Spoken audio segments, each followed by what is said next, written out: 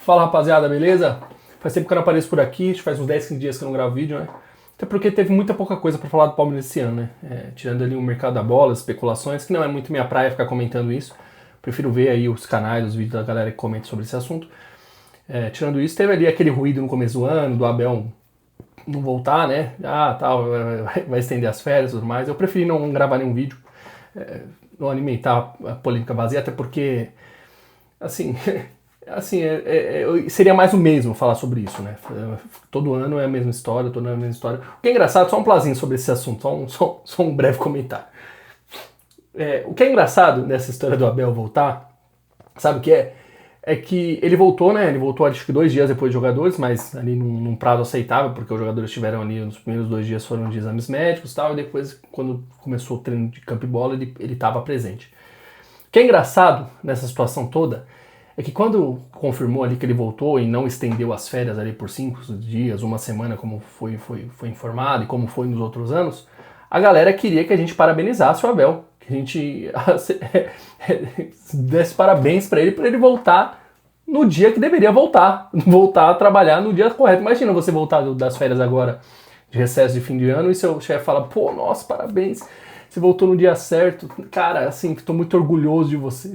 É um absurdo, né?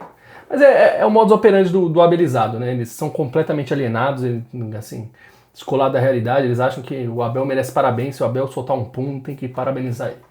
Enfim, feito esse breve comentário aí, essa breve farpada, você já sabe qual vai ser o teor do ano, né? O ano vai ser nesse tom. Eu também não quis comentar sobre o jogo da Portuguesa, acho que tirando o Marlon Freitas e o Larson, o resto foi um completo lixo, né? Ganhamos, porque a Portuguesa expulsou um lá, teve que expulsar um, o Palmeiras fazer um golzinho. Porque foi um lixo o jogo, né? Como tem sido os jogos do Palmeiras? O Palmeiras tem sido um completo lixo há um bom tempo na mão do Abel Ferreira. E, assim, a tendência do ano 2026 é ser uma porcaria enquanto esse técnico estiver aqui. Eu espero, vou ser bem sério pra você, vou falar a mesma coisa que eu falei no começo do ano passado, no começo de 2025. Eu espero chegar no fim de 2026 e falar, estava completamente enganado, estava redondamente enganado. O Abel Ferreira se reinventou, foi um espetáculo. Ele fez esse time jogar por música, fez esse time ser avassalador, ganhou Paulista, Libertadores, Copa do Brasil, Brasileiro, Mundial. Cara, o Abel foi espetacular, não tem nada o que falar dele, renova por mais 5 anos. Eu espero que chegue no fim do ano e eu fale isso, será um prazer dizer que eu estava errado. Apesar de ter quase que certeza de que não estou errado e de que a gente vai chegar no meio do ano com aquele cansaço que a gente tem chegado toda vez com o trabalho saturado do Abel. Enfim, mas o assunto no vídeo não é esse, né? Um breve desabafo. É para falar sobre o Everton. Acho que é um assunto importante. Quando tem uma ruptura desse tamanho, é importante que a gente comente, que a gente dê a nossa opinião. Acho que é legal, até porque é um goleiro que está 8 anos no Palmeiras, não é um goleiro que chegou agora. Então é legal que a gente comente. Assim, a ruptura, né, a saída do Abel, eu acho que é uma saída natural, é uma saída que deveria acontecer, uma acertada.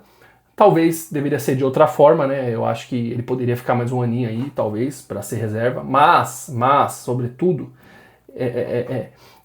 eu acho que mesmo se ele ficasse, por que eu acho que é acertada a saída dele, mesmo falando que ele poderia ficar mais um ano?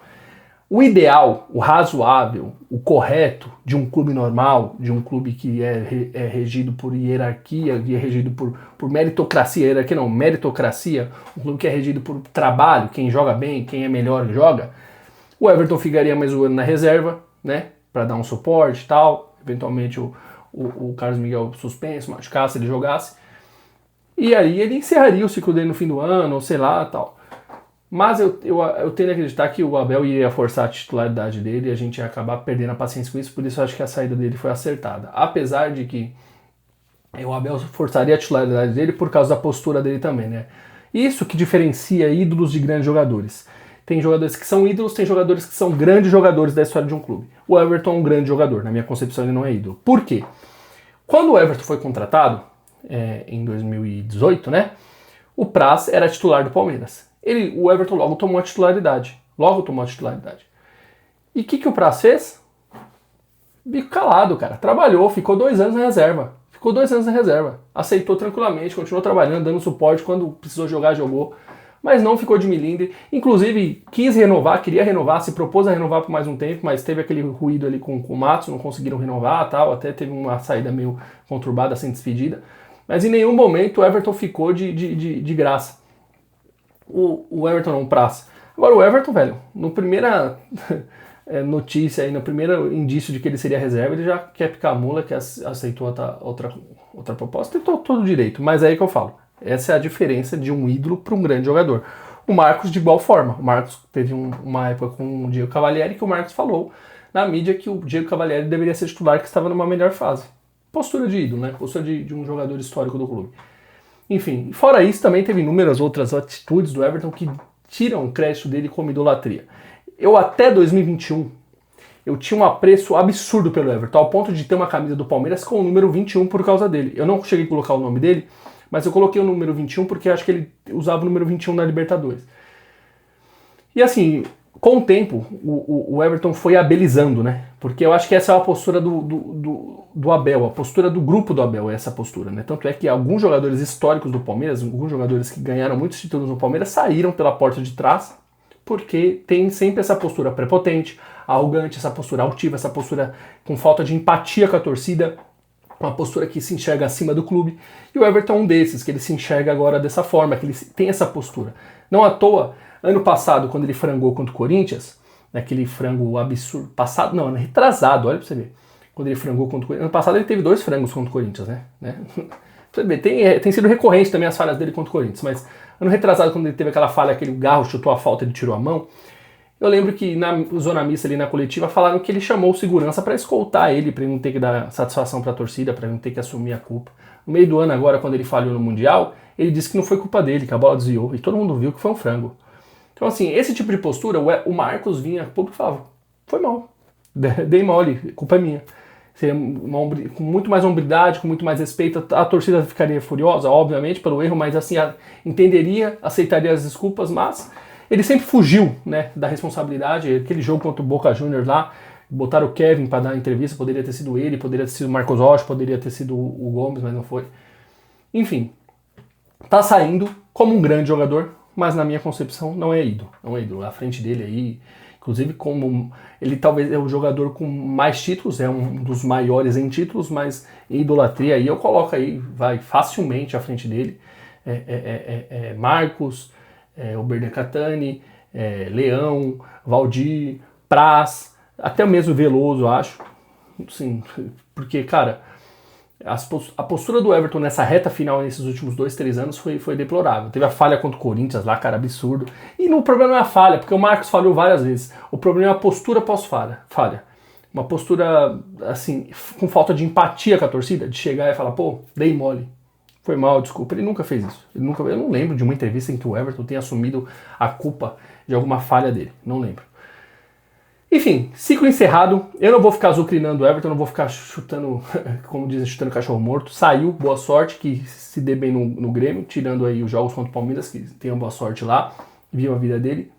Assim como outros jogadores, o que saiu, Marcos Rocha, Rony, Breno, Luan, Mike, Zé Rafael, todos esses, teve um ruído, teve um certo desgaste com a torcida na hora da saída, mas eu também desejo boa sorte, que se dê bem, a gente dá risada, por exemplo, no caso do Rony a gente dá risada também, porque o Rony é uma figura diferente, né, toda vez que você vai jogar aí é uma preservada diferente, mas os jogadores a gente deseja boa sorte, que ele se dê bem e tá tudo certo. O bom é que agora a gente vai ter que botar a confiança no Carlos Miguel. Acho que ele tem que evoluir em alguns aspectos, mas é um grande goleiro, tem tudo para ser um grande goleiro da história do Palmeiras aí, 7, 8 anos aí, porque é um baita goleiro. Obviamente tem que melhorar alguns requisitos, alguns atributos, mas é um goleiro jovem, acho que vai dar certo, vai dar certo. Eu, a princípio, não sei se é a hora de buscar um goleiro, talvez um goleiro jovem para fazer uma sombra leve, mas talvez um goleiro para brigar por posição, não sei se seria o ideal nesse momento. Pode ser que sim, mas a nossa carência nesse momento é outras, é volante, principalmente um volante e um zagueiro. Acho que um goleiro nesse momento dá pra gente segurar aí Colombo até o fim do ano, mas no fim do ano, com certeza, teremos que ir atrás de um goleiro. Isso aí é uma certeza absoluta. Tá bom? Amanhã vai ter pós-jogo, amanhã eu vou gravar o pós-jogo contra o Santos. Não vou deixar de gravar vídeo, vou tentar gravar vídeo com recorrência. Eu deixei de gravar nesses primeiros dias do ano porque não tinha pauta pra ficar falando, ficar vindo aqui enchendo linguiça, eu prefiro não gravar. Se fosse live e tal, a galera bate papo, o assunto desenrola, tudo bem. Mas pra vir gravar um vídeo com assunto específico, de mercado da bola tal, eu prefiro não gravar. Prefiro assistir de outra galera que grava, que tem mais mais apreço por esse assunto, beleza? Tamo junto, valeu!